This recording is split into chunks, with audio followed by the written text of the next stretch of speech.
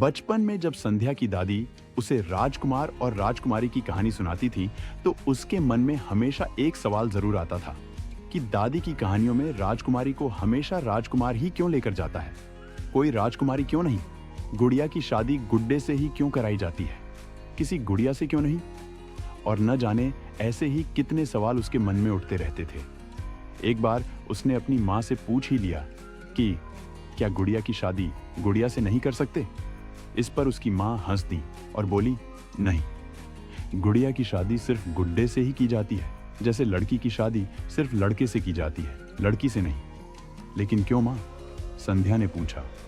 प्रकृति का यही नियम है, औरत आदमी के लिए बनी है और आदमी औरत के लिए। लेकिन अगर औरत औरत के साथ ही शादी करना चाहे तो? ऐसा नहीं होता। जब तू बड़ी हो जाएगी तो समझ जाएगी।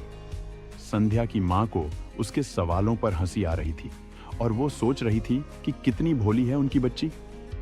संध्या जब 7वीं क्लास में पहुंची तो उसे मिली उसकी सबसे अच्छी दोस्त किरण। संध्या को किरण से बातें करना, उसे देखते रहना बहुत अच्छा लगने लगा था। वो अपना सारा वक्त उसी के साथ बिताना चाहती थी। शायद वो सिर्फ दोस्ती नहीं थी।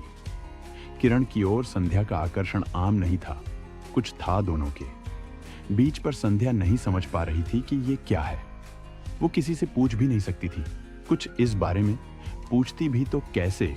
उसका आकर्षण किसी राजकुमार के लिए नहीं, बल्कि एक राजकुमारी के लिए था। वो तो किरण से भी कभी इस बारे में बात नहीं कर पाई।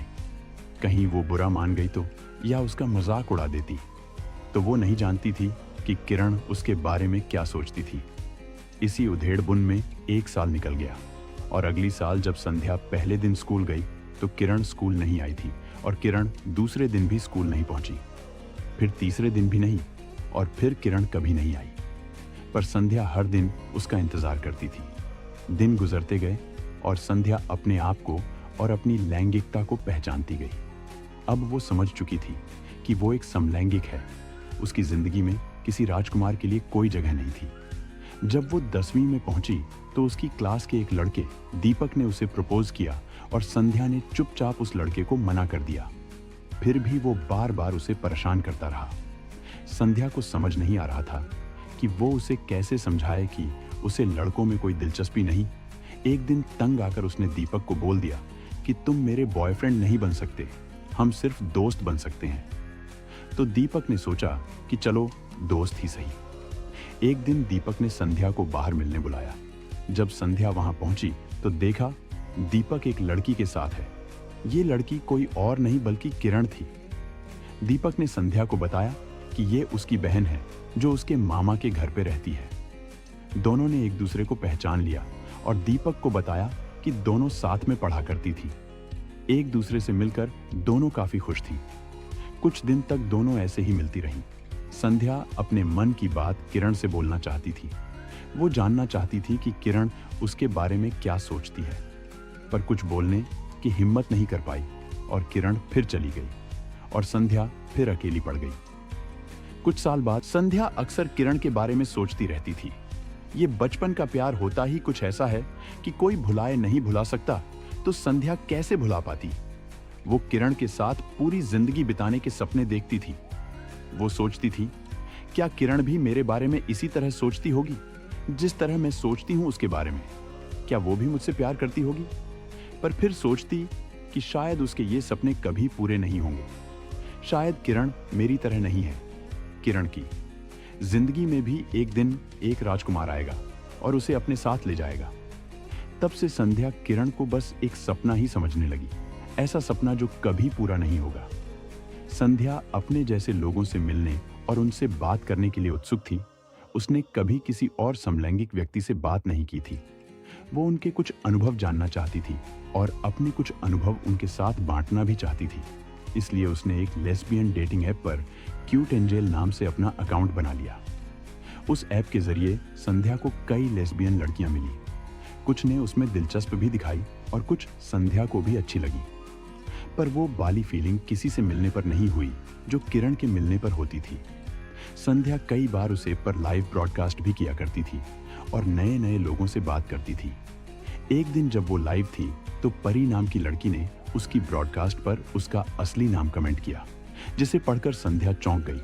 उसे समझ नहीं आ रहा था कि उसका असली नाम यहाँ कौन जानता है। इसका मतलब था कि ये पारी उसकी जान पहचान की ही कोई है। उसने परी को वीडियो कॉल पे आने के लिए कहा। जैसे ही परी वीडियो कॉल पर आई तो संध्या की खुशी का कोई ठिकाना नहीं रहा।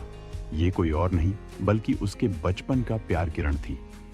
इससे पहले कि किरण उसे छोड़कर फिर चली जाए, आज संध्या ने किरण से कह ही दिया कि मैं तुम्हें बचपन से ही प्यार करती थी, पर कभी हिम्मत नहीं हुई कहने की। किरण बोली, मैं भी तुम्हें तब से ही चाहती हूँ जब पहली बार देखा था, पर मैं नहीं जानती थी कि ये सब मेरे साथ क्यों हो रहा है। मैं हमेशा सवालों में उलझी रहती थी। संध्या, मैं सारी उम्र सिर्फ तुम्हारे साथ बिताना चाहती हूँ किरण। मैं भी। संध्या, अब कभी छोड़ के तो नहीं जाओगी ना? किरण, कभी नहीं। दोनों की आंखें नम थीं। उन्होंने कभी नहीं सोचा था कि वो इस तरह मिलेगी। आज उनको अपने बचपन का प्यार मिल गया था। हम हमेशा अपने समाज में पता नहीं क्यों समलैंगिक लोगों को जगह नहीं देते। हमारी कहानियों में भी हमने उन्हें जगह नहीं दी। हमेशा एक लड़के और एक लड़की की ही प्रेम कहानी क्यों लिखी जाती है? दो समलैंगिक लड़कियों या दो समलैंगिक लड़कों की क्यों नहीं? प्रेम तो वहां भी है। जवाब है क्योंकि हम डरते हैं समलैंगिक लोगों को स्वीकारने से। हम डरते हैं समलैंगिकता से। हम डरते हैं इस बात से कि कहीं लोग इन कहानियों को लिखने वाले या पढ़ने वालों को ही समलैंगिक न समझने लगे। और यह बात काफी बकवास है। मेरा मानना है कि अगर कोई चीज है तो उसके बारे में लिखा जाना चाहिए। आंखें बंद कर लेने से सच्चाई नहीं बदलती। प्यार प्यार होता है, फिर चाहे वो लड़के और लड़की के बीच हो या दो लड़कियों या दो लड़कों के बीच में।